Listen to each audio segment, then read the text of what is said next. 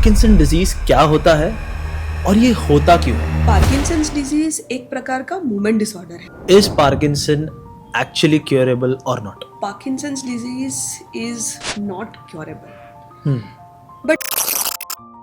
Few years back there was a certain controversy out there because of an apomorphine injection. Someone claimed that Parkinson cure हो सकता है. What are the most common symptoms that you have seen that patients start facing in the initial stage of Parkinson? Handwriting small हो जाना या handwriting में change आ जाना. अच्छा. Facial expression कम हो जाना. इसमें से if you want to categorize into the top 3 symptoms, so first, second and third Parkinson's. Most common is slowness. We will definitely put up the video of the before and after of this patient. This is an awake surgery. इससे medication 100% कम होती है. See it depends upon the patient profile. In the year 2022, there was a famous Canadian singer. Everyone knows about him. That is Justin Bieber. उसको one side of the face में paralysis हुआ था. Was that Parkinson or was that something else? उसमें in adaptive DBS वो खुद से detect करता है whether your dopamine is spiked or low or something like that. Imagine waking up और आपका ही बॉडी आप पे कंट्रोल नहीं, आपका हैंड सडनली शेक करने लगता है विदाउट एनी वॉर. आप जल्दी जल्दी फ्रीज हो जाते. सिंपल सा सिंपल टास्क लाइक चाय पीना, शर्ट का बटन डालना भी बहुत इम्पॉसिबल बैटल लगता. ये कोई हॉरर स्टोरी नहीं है. You might have Parkinson's disease. Welcome to Walk Talk, presented by Wokhad Hospitals. Today we are going to deep dive into neurology. I'm your host Elton Rodriguez and आज हमारे साथ एक expert neurologist है, that is Dr. Mansi Shah. She specializes in Parkinson disease and movement disorders. I would highly recommend कि आप ये video full and तक देखना और आपके फैमिली के साथ देखना. Now in India, lakhs of people are facing Parkinson's disease. And lot of these people are going undiagnosed because वो लोग को पता ही नहीं है कि whether they have Parkinson's disease or not. In this podcast, we are going to deep dive into what is Parkinson's disease and movement disorders. We are going to go through common and rare symptoms that are there for Parkinson's disease. हम लोग बात करेंगे about the diagnosis challenges and the early signs that people face to know whether they have Parkinson's disease, and after diagnosis क्या होता है, क्या options है treatment के, हम उसके बारे में बात करेंगे. Whether they are surgical options, whether they are medicated options, और they are some physiotherapy options as well. We are also going to deep dive into what type of lifestyle changes that a Parkinson patient can bring in his life, and also help him how to cope with Parkinson's using these methods. Now, last but not least, हम लोग कुछ myths and facts भी debunk करेंगे जो बाहर चल रहा है, बाहर स्टिग्मा चालू है पार्किंसन के बारे में. And in the last we are also going to talk about the future of neurological advancements that are coming for the Parkinson's treatment. So stay till the end because this is the most informative video out there on Parkinson's disease. So welcome everyone, and today we have our dear neurologist Dr. Mansi Shah with us. She specializes in Parkinson's disease and movement disorders. Welcome Dr. Mansi Shah to the first podcast. Thank you so much. Thank you. Okay, how are you feeling, ma'am? I'm feeling great. Okay, perfect, ma'am. So the first question of the first episode is Parkinson disease क्या होता है और ये होता क्यों है? क्या आप प्लीज थोड़ा ब्रीफ में बता सकते हैं? पार्किंसंस डिजीज एक प्रकार का मूवमेंट डिसऑर्डर है. पार्किंसंस न्यूरोडिजेनरेटिव डिसऑर्डर है जिसमें ब्रेन में डोपामिन प्रोड्यूसिंग न्यूरॉन्स जो होते हैं, नर्व सेल्स जो होते हैं, उसका डिजेनरेशन होने लगता है. इसकी वजह से ब्रेन में डोपामिन की कमी हो जाती है. If there is dopamine deficiencies तो ये स्मूथ कोऑर्डिनेशन जो होता है मूवमेंट्स का वो लॉस हो जाता है, जिसकी वजह से हमें पार्किंसंस के सिम्टम्स दिखते हैं. ओके, सो ये जो पार्किंसन के सिम्टम होते हैं, सो ये एग्जैक्टली होते क्या क्या है? कई सिम्टम्स होते हैं पार्किंसन के, जैसे चलते चलते बैलेंस बिगड़ जाना, पोस्चर स्टूप हो जाना, आगे की तरफ झुक जाना, अच्छा, स्टेप्स शॉर्ट हो जाना, फ्रीजिंग होना, फेशियल एक्सप्रेशन कम हो जाना, ओके, हैंडराइटिंग चेंज हो जाना, ये सारे सिम्टम हैं पार्किंसंस के. Got it. सो अभी आपने इतने सब सिम्टम्स बोले, what are the most common symptoms that you have seen that patients start facing in the initial stage of Parkinson? जैसे कि मैंने बताया, सारे एक्टिविटीज़ में स्लो हो जाना, नींद में बोलना जिसको हम आरबीडी बोलते हैं, या स्मेल कम हो जाना. So these are also certain set of symptoms which can be early symptoms. So ये जो सिम्टम्स अभी आपने बोले, इसमें से if you want to categorize into the top 3 symptoms, so first, second and third, तो फर्स्ट सबसे कॉमन कौन सा रहेगा? Parkinson's. Most common is slowness slowness. और ब्रेडिकाइनेशिया. सेकंड पे आ रहा है. There can be rest tremors.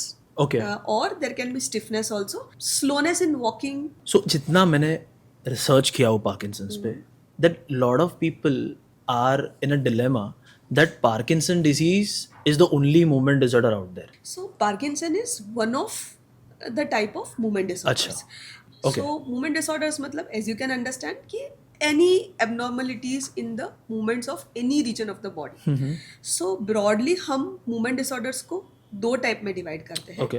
One is hyperkinetic movement disorders. Another one is hypokinetic movement disorder. अब hyperkinetic movement disorders means body के कोई भी region का movement बढ़ जाना या excess हो Okay. जाना. समझ गया. That are hyperkinetic movement Okay. disorders. Hypokinetic movement disorders in which there is decreased movement और slow movements, जिसका एक पार्ट है Parkinson's disease. ओके. ये 2 के अलावा भी there is a third category of movement disorders जिसको हम gait या balance disorders बोलते हैं. Any other movement disorders? Okay. So the most common movement disorder and the most common hyperkinetic movement disorder is tremors. Okay.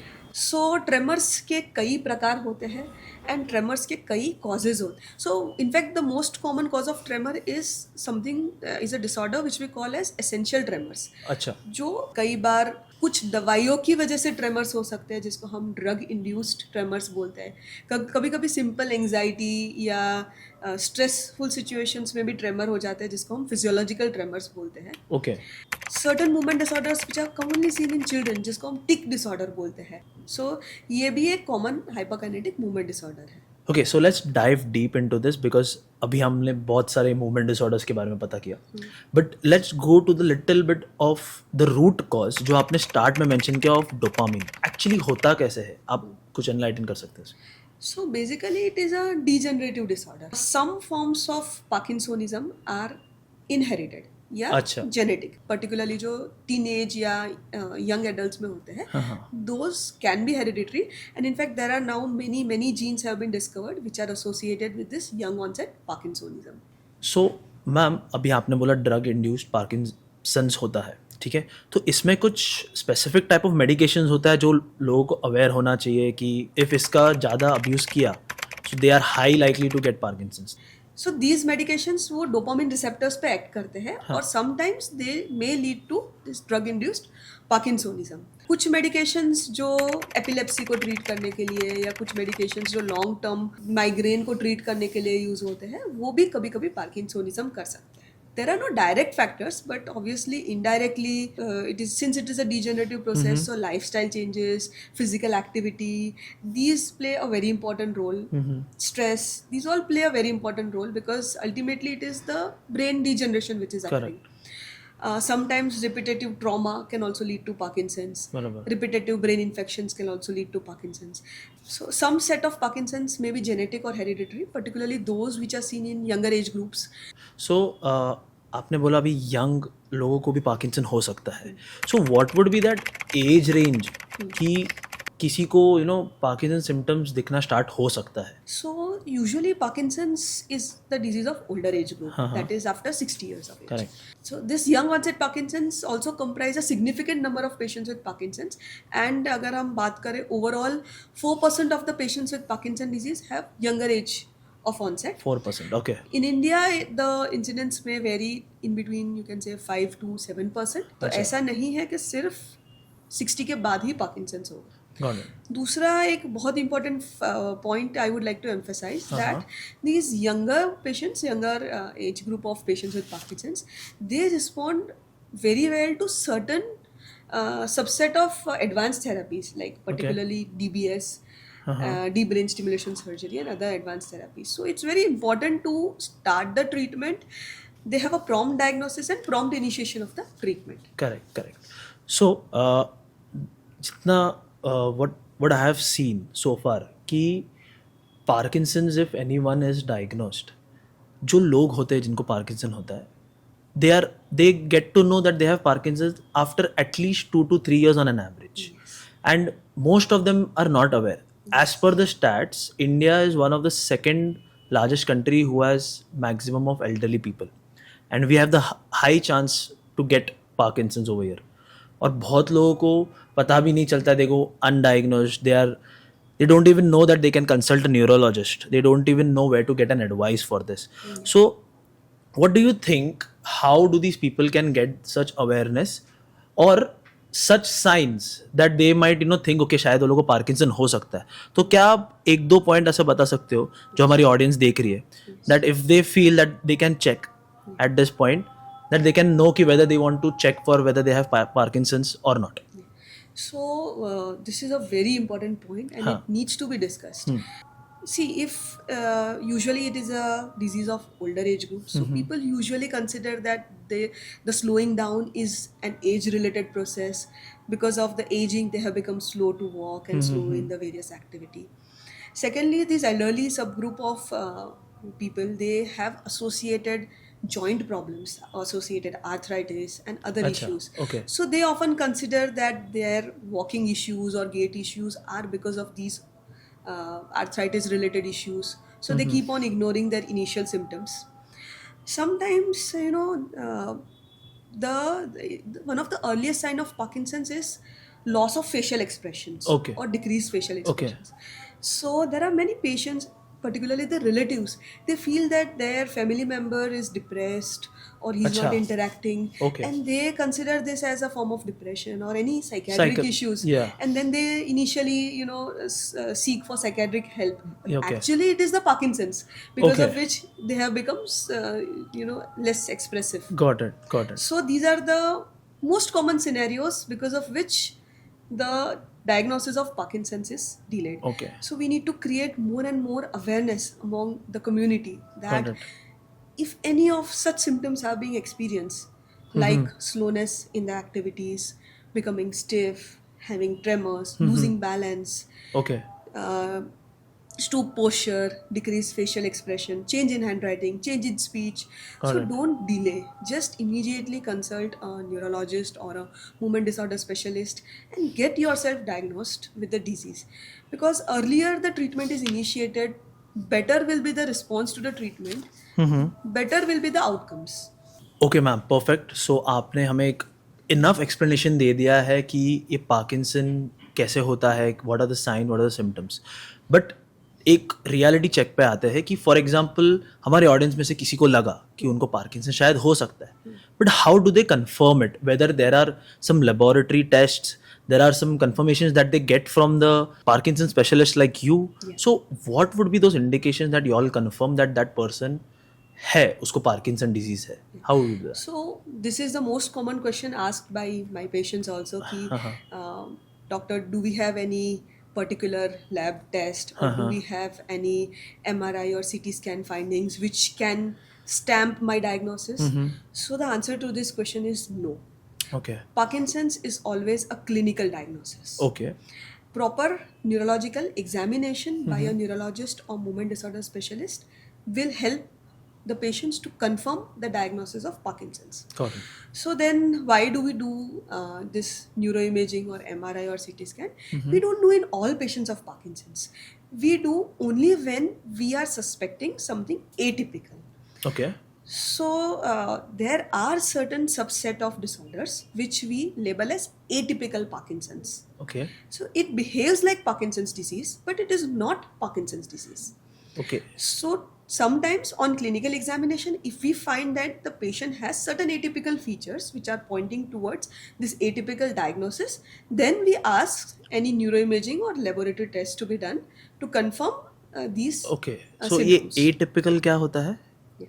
So this atypical Parkinson's, again there is a whole subset of disorders, whole spectrum of disorders like progressive supranuclear palsy, Okay. multisystem atrophy, corticobasal degeneration. So these are subset of disorders. So atypical Parkinsonism, they are a subset of disorders wherein initially they behave like Parkinson's disease. Okay. That is, the patients might have slowness, stiffness, tremors. But then the progression is very fast. Okay. They have early symptoms like dysphagia, जैसे कि खाना निगलने में problem होना, okay, early speech issues, अच्छा, early memory issues, okay, early urinary complaints, okay, recurrent falls okay, very early into the disease, like in within first 3-4 years only they start losing balance, they have recurrent falls, poor posture control. Got it, These subset of disorders have degeneration going on in the brain. Like there may be specific areas of the brain depending upon the type of disease, like degeneration of brain stem or midbrain, or cortical degeneration or basal ganglia degeneration. The importance of recognizing this atypical Parkinsonism subset of disorders is their response to therapy which we give for Parkinson's is different from the typical Parkinson's disease. Okay, So usually the typical Parkinson's disease or idiopathic Parkinson disease responds very well to levodopa and other dopaminergic therapies So- which we give. Okay, But these atypical subset, these patients, they do not respond so well to these dopaminergic therapies. Secondly, certain advanced form of therapies like deep brain stimulation surgery, they are not recommended for these atypical subset of Parkinsonism.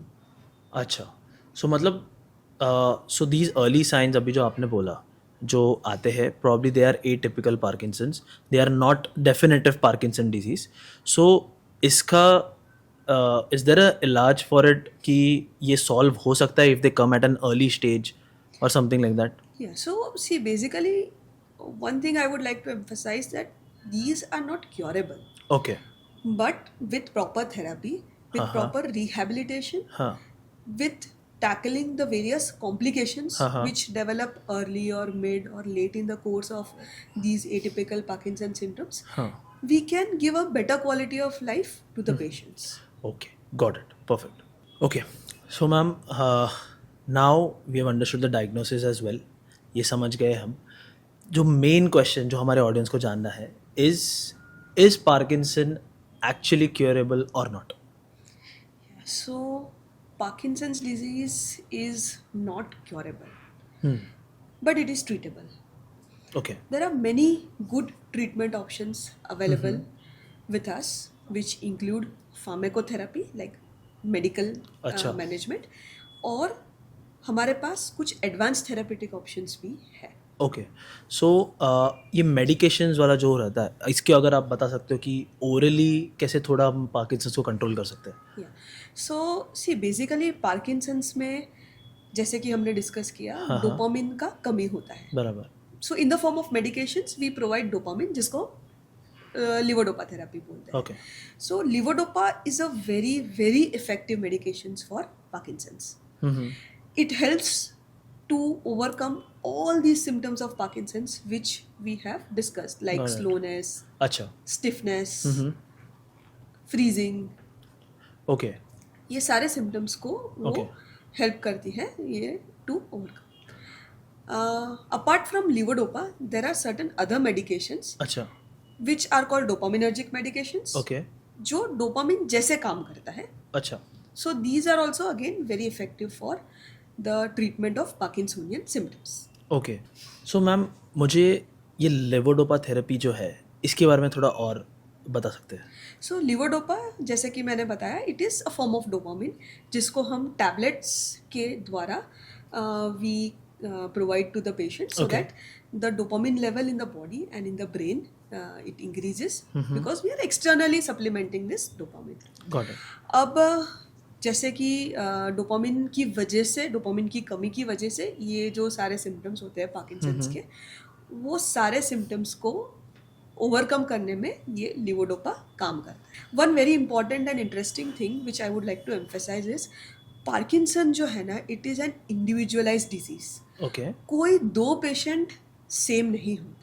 Okay, जैसे दो patient है जिनको 5 साल से Parkinson's है, वो दोनों के सिम्टम्स भी सेम नहीं होते, वो दोनों का ट्रीटमेंट भी सेम नहीं होता है. अच्छा, So the prescription for Parkinson's patient is always tailor based, depending upon वो पेशेंट को क्या सिम्टम है, वो पेशेंट को कितना सिवियरिटी है सिम्टम्स का. Got it. ओके, कभी कभी ये जो लिवोडोपा होता है जो पेशेंट्स को देते हैं, सो इनिशियली हम उसको लो डोज में स्टार्ट करते हैं.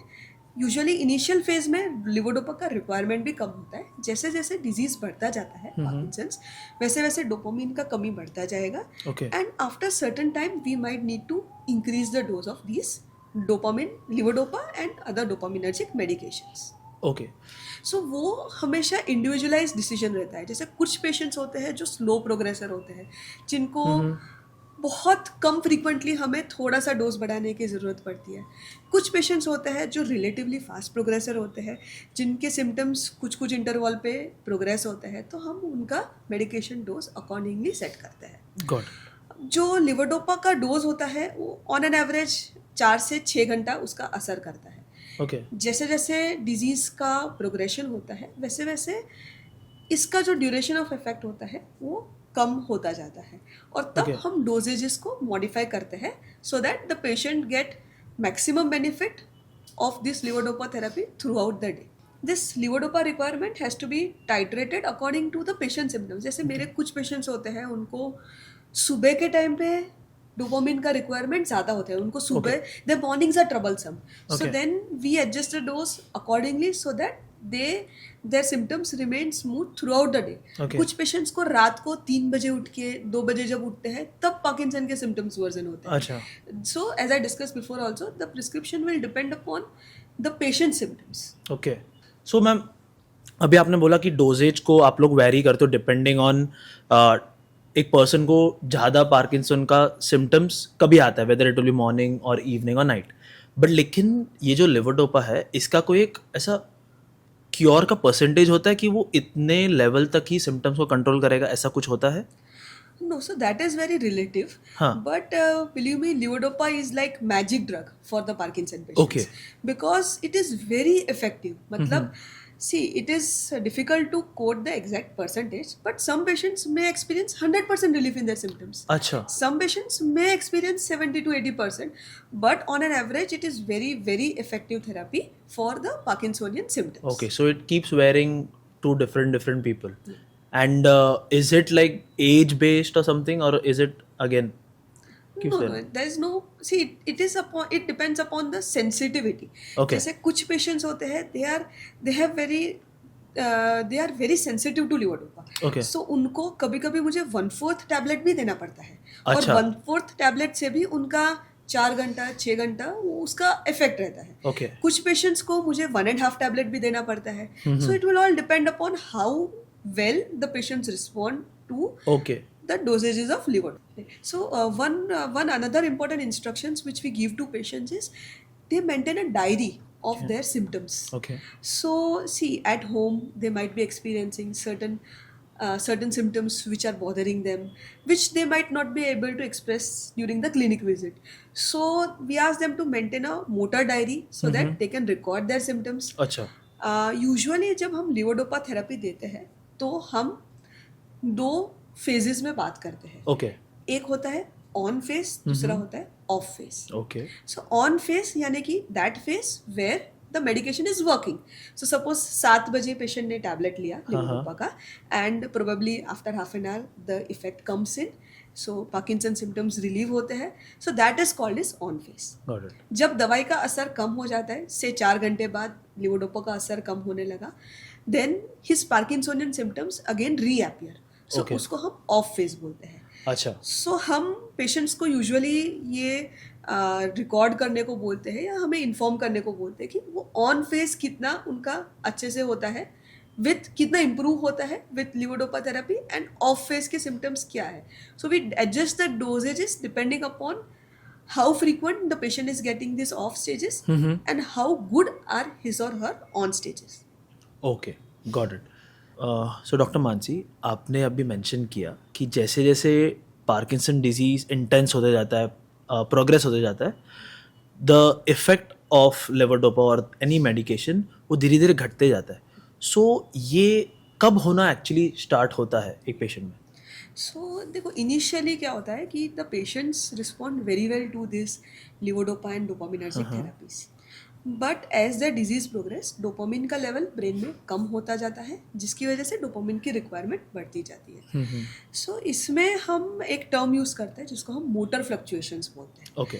अब मोटर फ्लक्चुएशंस क्या होता है कि जो लिवोडोपा जो पहले 6 घंटा या 4 घंटा असर करता था, वो अभी खाली 2 घंटा असर कर रहा है. अच्छा. सो इसको हम वेयरिंग ऑफ बोलते हैं, मतलब Okay. The effect of the medication wears off early.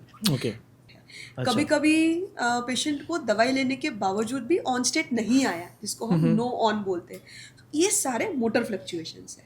Okay. एक और टाइप का मोटर फ्लक्चुएशन होता है जिसको हम डिस्काइनेसियास बोलते हैं. ओके. सो उसमें क्या होता है कि बॉडी का जो मूवमेंट्स होता है वो एक्सेस हो जाता है.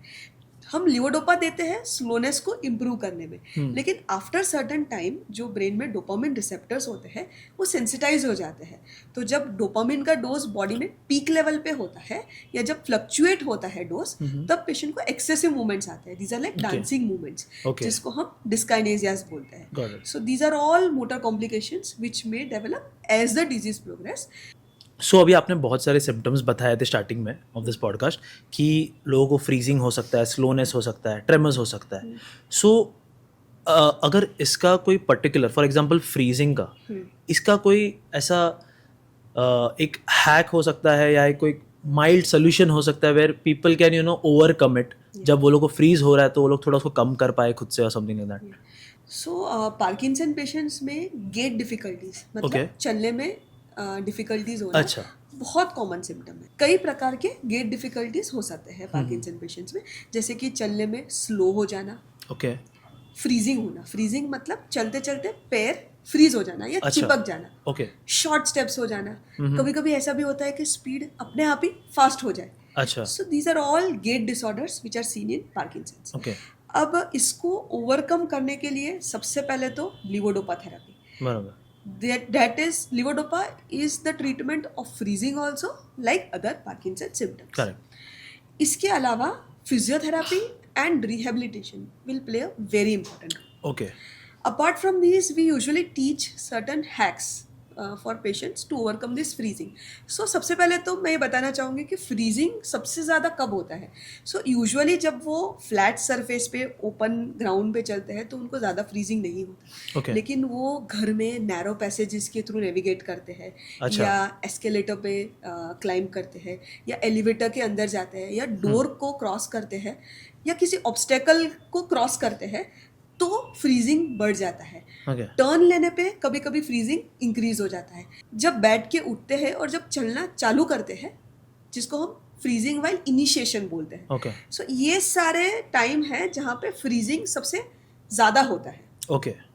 सो इसको ओवरकम करने के लिए कुछ हैक्स भी होते हैं, जैसे कि जब पेशेंट को फ्रीजिंग होता है, कभी कभी हम उनको मेंटली 1 2 3 4 ऐसे काउंट करने को बोलते अच्छा. हैं, so that like we march past, जैसे हम मार्च पास्ट करते हैं, हाँ. वैसे पेशेंट को मेंटली कैलकुलेट करने को बोलते हैं. We ask them to take long steps. Okay. That also helps to overcome freezing. कभी कभी घर में पर्टिकुलरली आप घर में टाइल्स होती है, लाइंस होती है, तो वी आस्क देम कि वो मेंटली सोचे कि these lines they have to cross. Okay. So ultimately they are able to overcome this freezing. कभी कभी हम एक्सटर्नली साउंड स्टिमुलस देते हैं, जैसे ओके. 1 2 1 2 walk with 1 2 1 Okay. 2 1 पे राइट, 2 पे लेफ्ट, राइट लेफ्ट, ऐसा करके. So that again it is like auditory stimulation Auditory, which okay. Helps to overcome freezing. एक ऐसा स्टिक भी आता है जिसमें लेजर लाइट इनकॉर्पोरेटेड होता है. Okay. So when the patient freezes while walking, he can press that switch and the laser light will be seen on the floor. And Acha. then he can think that I have to overcome this laser light. Okay. It is like an obstacle which I Got have to it. overcome. Got it. And that relieves that their freezing. Got it.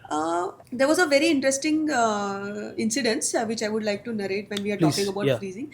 I had a patient जिनको ये freezing बहुत commonly होता था. उन्होंने एक अपना hack निकाला था. जब भी उनको फ्रीजिंग होता था, वो बेंड डाउन करके अपने टोस को टच करते थे. अच्छा. And that used to help him to overcome freezing. Okay. So these are all like sensory tricks. So ये कभी कभी पेशेंट्स अपने आप भी कुछ ऐसे सेंसरी ट्रिक्स इन्वेंट करते Okay. हैं, and it really helps to Okay. Walk better. Got it. So we can say that there are certain type of like patterns जो एक पेशेंट को सूट हो गया और अगर वो फॉलो करेंगे, so they can somewhat control those symptoms where they get it.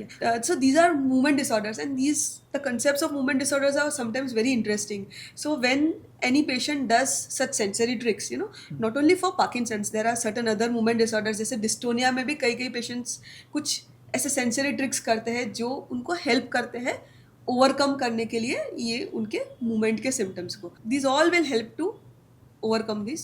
So doctor, अभी आपने फिजियोथेरेपी को मेंशन किया. सो फिजियोथेरेपी का कितना इम्पोर्टेंट रोल है पार्किंसन में? बिकॉज जितना मैंने देखा है, lot of people who have Parkinson, जिससे मैंने भी बात किया हो, they think it is only they have to consume only medication and all those stuff. So physiotherapy का कितना इंपॉर्टेंट रोल है, आप उसके बारे में कुछ बता सकते हैं? So physiotherapy or rehabilitation plays a very important role okay. in the management of Parkinson's disease. अच्छा. In fact, I would like to convey one interesting fact that physical therapy or physiotherapy or any physical exercise, it is a disease modifying therapy for Parkinson's Got disease. Disease modifying मतलब कि Parkinson's के disease के progression को वो slow down करता है. Okay. So this is the importance of physiotherapy. All patients with Parkinson's disease should undergo some form of physical activity. Okay. Now again we need to customize the physiotherapy or rehabilitation depending upon the patient's symptoms. There are many forms of rehabilitation or physical therapy which the Parkinson's patients can undergo, like simple cycling or dance therapy. Okay. There are specific form of dance therapies which can be administered, or simple gait and balance therapy, okay. limb physiotherapy. Okay. So rehabilitation plays a very important role, and all Parkinson's patient, all atypical Parkinson's patient, this medical management, that is the levodopa therapy and the other medications, and physiotherapy should go hand in hand okay. together. I agree with that completely. Perfect. Okay, ma'am, getting back to lifestyle, are there any lifestyle changes that a Parkinson patient can implement in his day-to-day activities or improve his current condition? So yes, lifestyle changes, lifestyle modification is very important in the form that all patients with Parkinson's disease and movement disorders should undergo some form of physical therapy or rehabilitation. Correct. Apart from that, dietary changes. Okay. They should avoid having deep fried, Okay. oily foods. Keep a healthy diet schedule. Avoid having junk foods. Apart from that, sleep is very important. Okay. Sleep cycles should be properly regulated. If they are facing any sleep related issues, then you should meet your neurologist and sort that out, because sleep Got is it. again very important. Healthy sleep habits are very important Got it. for better control of the neurological disorders. Got it. So physical activities, diet, and proper sleep is very important. Yeah. The changes that people need in their lifestyle. Yes. Correct. So apart from the physical symptoms जो आपने अभी बात किया जो Parkinson's में आता है, क्या बिहेवियर में भी कुछ चेंजेस वगैरह आप देखते हो यूजुअली आपके पेशेंट से? Yes. So again, this issue is very important and it needs to be addressed. So Parkinson's के symptom जो अभी हमने बात की है वो सारे motor symptoms है. अब motor symptoms के अलावा भी there is a subset of symptoms जिसको हम non-motor symptoms. Okay. So non-motor symptoms में behavioral changes आता है, memory issues आता है, अच्छा. urinary symptoms आता है, Okay. constipation. 90% of the patients with Parkinson's have constipation. Okay.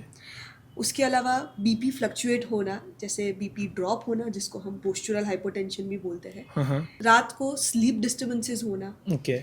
नींद में बोलना जिसको हम आरबीडी बोलते हैं, बिहेवियरल चेंजेस होना जिसमें कि मूड डिसऑर्डर्स होना, अच्छा. Anxiety, depression. So Okay. These are all non motor symptoms associated with Parkinson's. Okay. कभी कभी पेशेंट्स हैव डिल्यूजन्स ऑल्सो, जैसे कि कोई मुझे मार देगा, कोई दो जने मेरे बारे में बात कर रहे अच्छा. हैं. सो these are just examples. So ये सारे symptoms भी हो सकते हैं Parkinson's के. Okay. See, these non-motor symptoms, including these behavioral symptoms, are also very important. Usually इसके बारे में patients discuss नहीं करते क्योंकि उनको लगता है कि ये तो this is not something which needs to be pointed out to the doctor. Alright. But believe me, patients are bothered a lot because of these symptoms. Okay. So this also should be discussed properly with the doctor, and the neurologist also should pay an equal attention to these non-motor symptoms so that we can help to improve their quality of life by treating these non-motor symptoms also. Got it. जैसे behavioural symptoms में जो हमने discuss किया, hallucinations, delusions, many times these are due to the medications Okay. Which we give to treat Parkinson's. So इसमें हमें सिर्फ Parkinson medications का कुछ डोजेजेस चेंज करने की ज़रूरत होती है. जैसे ही वो डोजेजेस बेटर होता है, पेशेंट के सिम्टम्स भी बेटर हो सकते हैं. सो अभी आपने जो मेंशन किया कि लोगों का behaviour could be like excessive shopping, excessive gambling और mostly anything excessive, as far you have put the point up. तो ये चीज़ में फॉर एग्जांपल किसी को पता नहीं है उनको पार्किंसन है, बट वो लोग ये चीज़ करते हैं.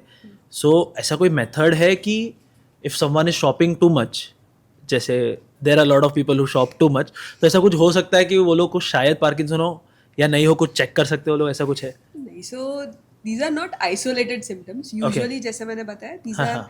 side effects of certain set of Parkinsonian medications. Okay. So per se, these are not the only symptoms of Parkinson's.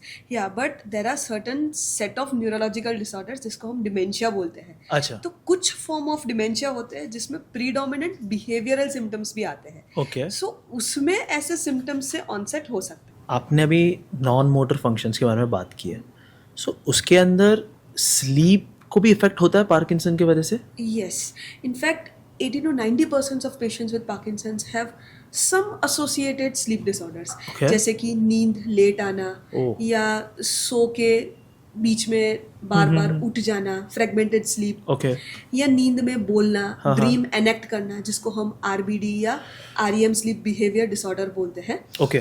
किसी किसी पेशेंट को स्लीप में ऑफ स्टेट्स भी आ जाते हैं, पार्किंसन सिम्टम्स आ जाते हैं. Okay. सो उनको कभी कभी रात को भी we need to administer some form of levodopa and other therapies. Okay. So sleep disorders are very common. Obviously, the patients need to discuss their sleep disorders, their sleep cycle with the doctors, with the neurologists, so that they can better help to control these sleep disorders. Got it. तो मतलब वो part में we have covered. So one stat that I have seen about India is that 30% of Indians who could have Parkinson disease do not have access to a neurologist. What opinion do you have on this and how India can progress in that? So yes, of course, particularly in the rural areas. हाँ. See, Parkinson's is not per se geographical disorder. Okay. It is widely prevalent. बराबर. So, access to proper care, proper diagnosis, proper treatment is very important, because Parkinson's is something which is treatable, Barabar. as I already discussed. Correct. So, if I see any patients with Parkinson's, I ask them to be happy since they have Parkinson's, because now we have many good treatment options available, including advanced therapies also. Okay. So now it is not that untreatable neurodegenerative disorders which it used to be. Now we have very good treatment options by which they can lead a very good quality of life. So access to care is very important, particularly in these rural and underserved areas. And because if prompt diagnosis and early initiation of treatment is done, they can actually lead a very good quality of life. Got it. A young patient like 50 years, 60 हाँ, years हाँ. with Parkinson, हाँ. who is the breadwinner of the family, हाँ. if his quality of life is not good, he may not be able to fulfill his financial duties also. So that should not happen, because now we have good treatment available. No Parkinson patient should be denied Barabar. of these good Correct. treatment options. Correct. So you have quite enlightened the audience, and for them to be aware कि अगर कोई with this symptoms अगर दिखा with your loved ones or in your friends or family, please go to a neurologist like Dr. Mansi Shah, and she will definitely care for them. Now with this stats, so now we are talking on stats. मेरे पास एक और interesting stat है जो मैंने पढ़ा हूँ, that is men are more prone to Parkinson's, that is 1.5 times more prone to Parkinson disease than women.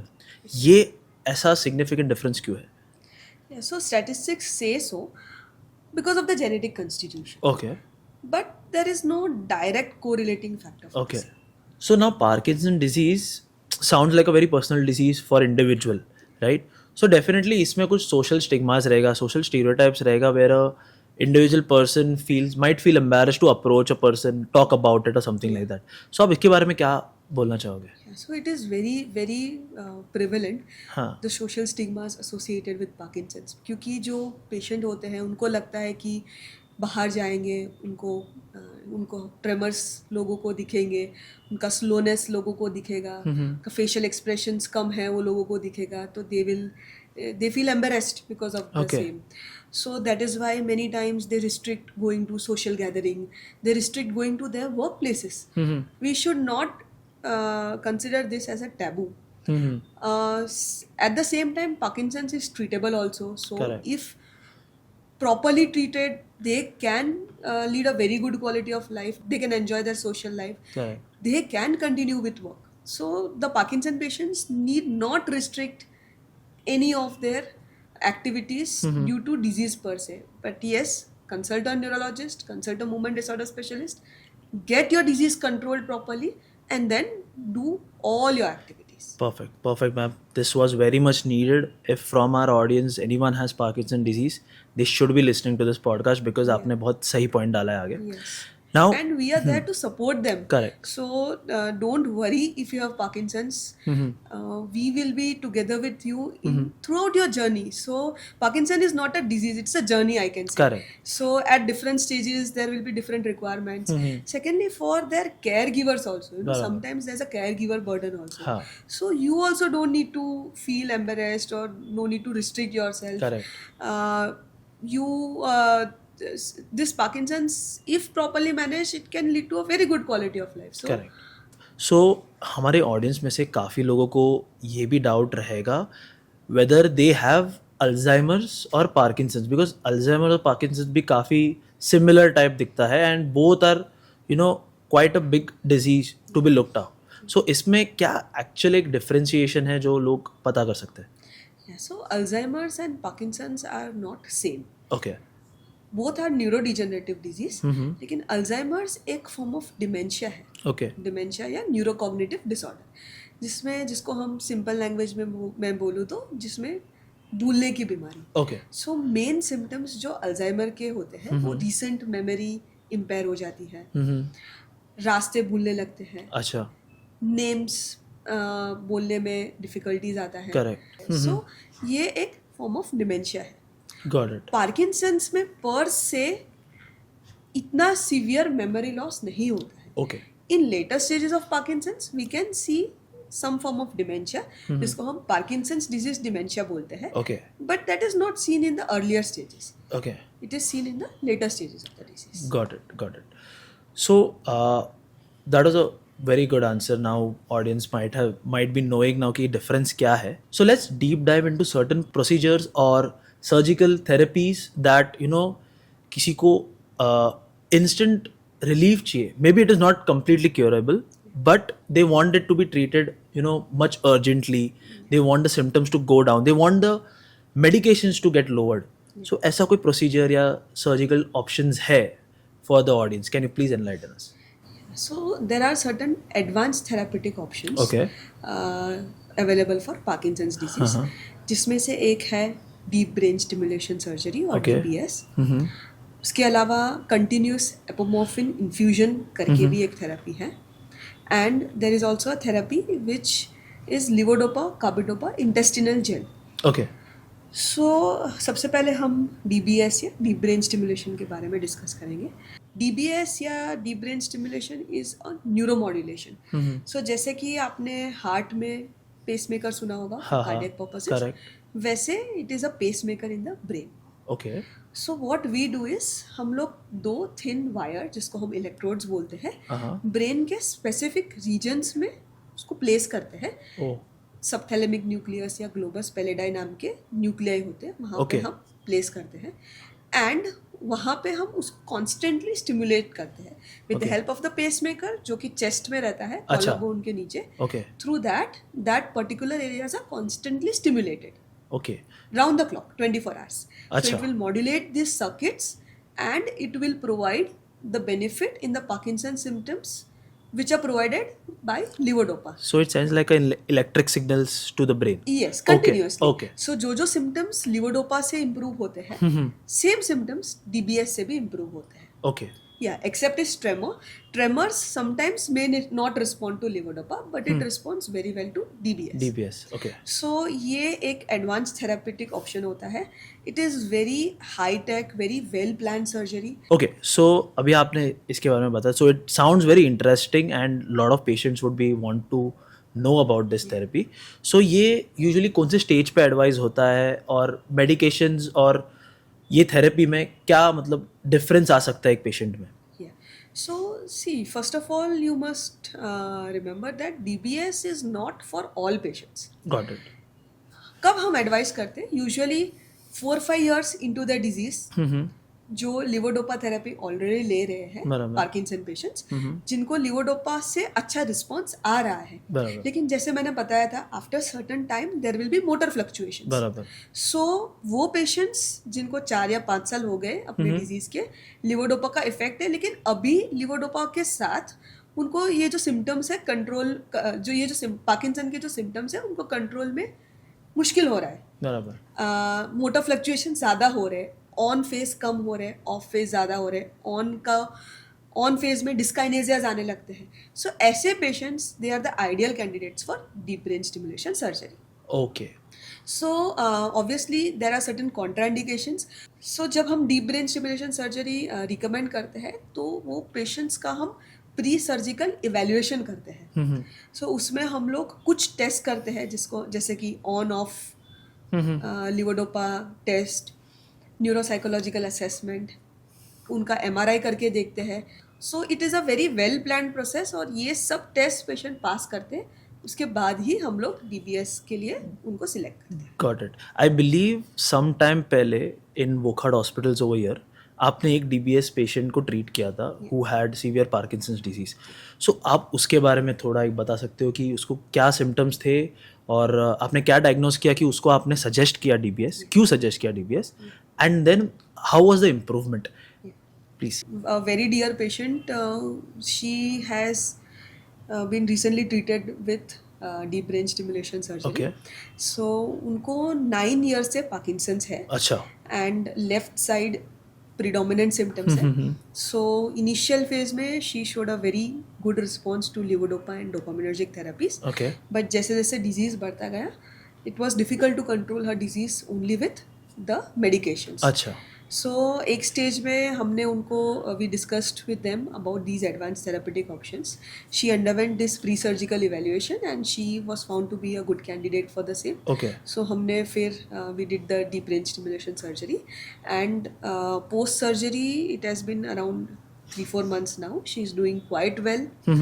Medication dosages also we are able to reduce, Okay. and it has improved her quality of. Nice. So for the audience, we will definitely put up the video of the before and after of this patient who has gone through the DBS surgery. Now, with that, मुझे ये पूछना था कि आपने जैसे बोला कि DBS में एक पेस मेकर होता है. Yeah. So definitely वो बैटरी पर चलता होगा, उसका एक लाइफ एक्सपेक्टेंसी होगा. तो इसके बारे में आप ज़रा बोल सकते हो कि अगर किसी ने इम्प्लीमेंट किया DBS for their Parkinson disease, तो ये कब तक फीजिबल है? Can it be long term और इज इट शॉर्ट टर्म, और कैसे हो सकता है ये? सो जो बैटरी होता है, हाँ. द पेस मेकर, उसके 2 टाइप्स होते हैं usually. Okay. One is rechargeable, हाँ. Another one is non rechargeable. Okay. जो रिचार्जेबल होता है उसका battery life on an average 18 से 25 ईयर्स होता है. Okay. But the patient has to recharge every weekly और depending upon the amount of current used. Non rechargeable on an average उसका battery life 5 to 7 years होता है. So after 5 to 7 years they need to undergo the battery replacement. So आपने बोला there is a rechargeable and there is non rechargeable. मैंने ये भी सुना है कि during DBS surgery the patient is usually awake. So is this true and how it is? DBS जो होता है usually it is a very well plan surgery.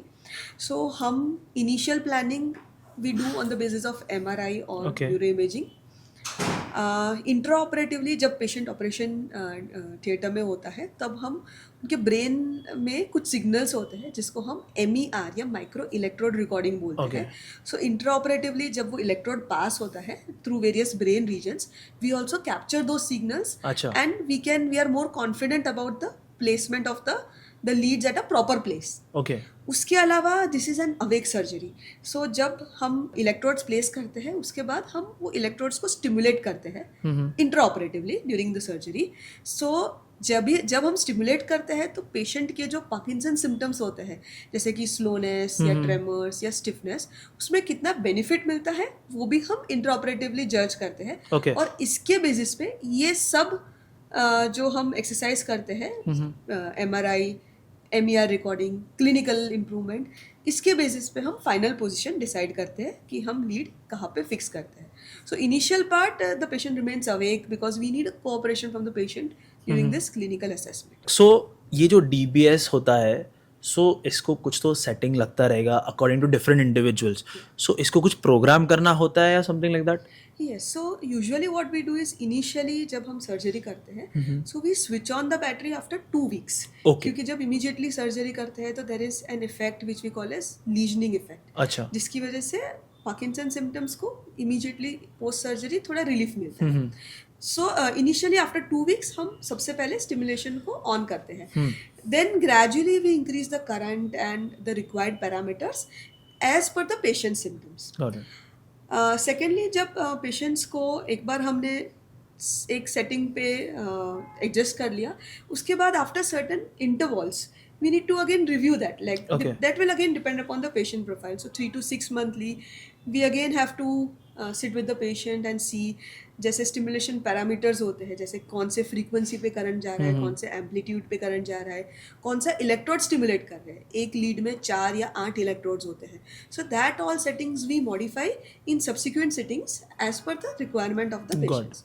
और प्रोग्रामिंग के साथ साथ हम दवाई का मेडिकेशंस का डोजेजेस भी एडजस्ट करते हैं. समझा. सो सिर्फ प्रोग्रामिंग नहीं करते. अगर हम प्रोग्रामिंग ट्वीक कर रहे हैं तो प्रोबेबली मेडिकेशन रिड्यूस करेंगे. सो दैट ऑल इज इंटरलिंक्ड. समझ गया. परफेक्ट. ओके. सो अभी आपने DBS के बारे में बता दिया है कि कैसे सर्जरी होता है basically.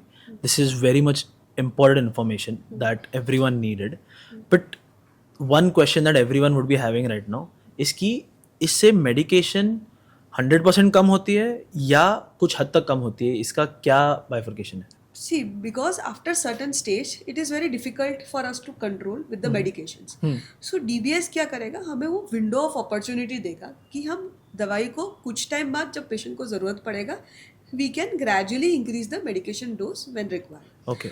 On an average after DBS 50 से 70% ड्रग रिडक्शन होता है.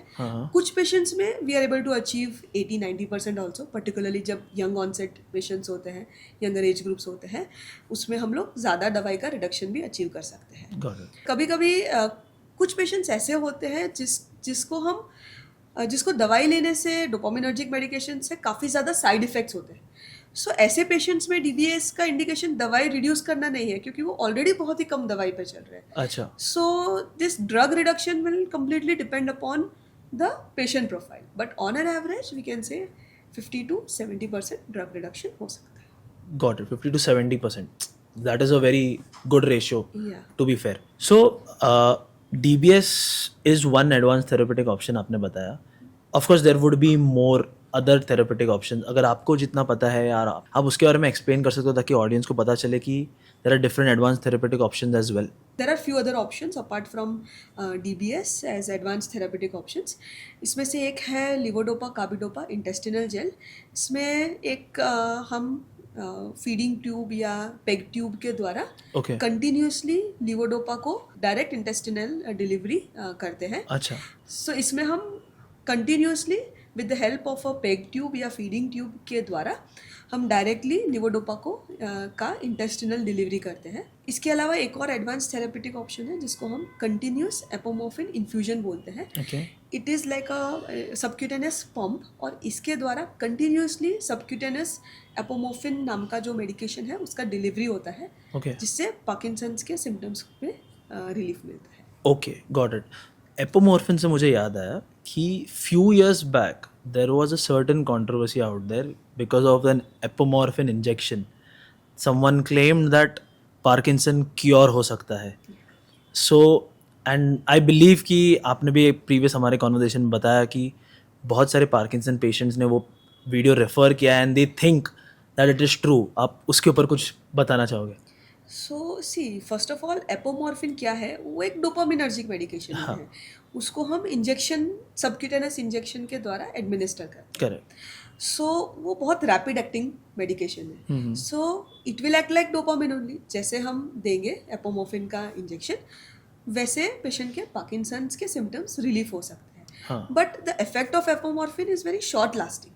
Okay. सो यूजुअली ये हम कब रिकमेंड करते हैं, जब पेशेंट को अनप्रेडिक्टेबल ऑफ्स होते हैं. अच्छा. जैसे जब लिवोडोपा लिया है टैबलेट, 3 घंटा उनका ऑन रहता है, लेकिन बीच में जब दवाई का ऑन है तभी भी सडनली कहीं पे भी ऑफ पीरियड आ गया. Got it. तो ऐसे पेशेंट्स को हम उस टाइम पे उस ऑफ पीरियड को ओवरकम करने के लिए एपोमॉर्फिन सबक्यूटेनस इंजेक्शन देते हैं. अच्छा.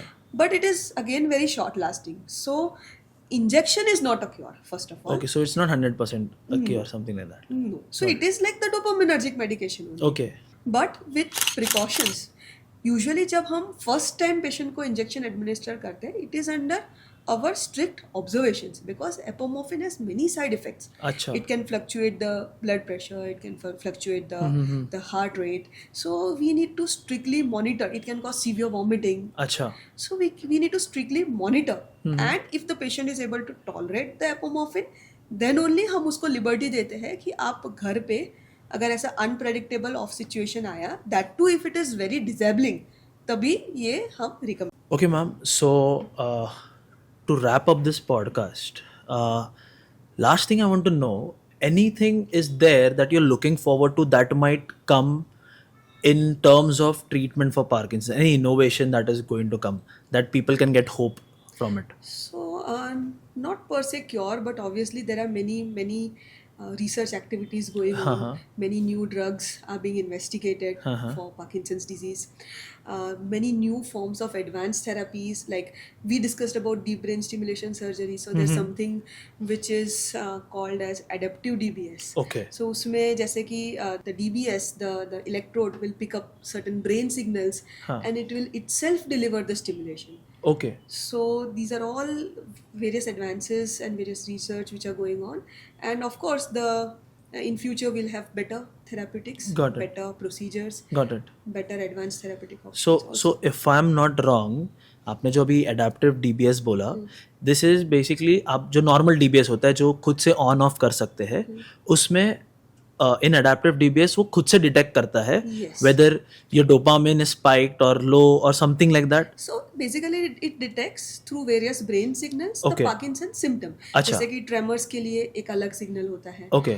स्लोनेस या ब्रेडिकाइनेशिया के लिए अलग अलग सिग्नल signal होता होता है. है. Okay. So depending upon the signal, it will deliver the, or you can say it will modify the stimulation depending upon the patient's symptoms Okay. and the signals which the brain receives. So that will be a much automative Yes. surgical approach. This is one question that comes to my mind. I have heard about botulinum toxin therapy, that is Botox. So इसका Parkinson से क्या relevancy है? Is that a type of a treatment or something like that for Parkinson? So botulinum toxin therapy is per se not a treatment for Parkinson's disease. अच्छा. Yes, for some symptoms of Parkinson's we can use botulinum toxin Okay. administration. जैसे कि कुछ patients को saliva ज़्यादा बनता है, अच्छा. साइलोरिया Parkinson's के पेशेंट को, सो उसको सलाइवा को कम करने के लिए हम सलाइवरी ग्लैंड्स में बोटॉक्स दे सकते हैं.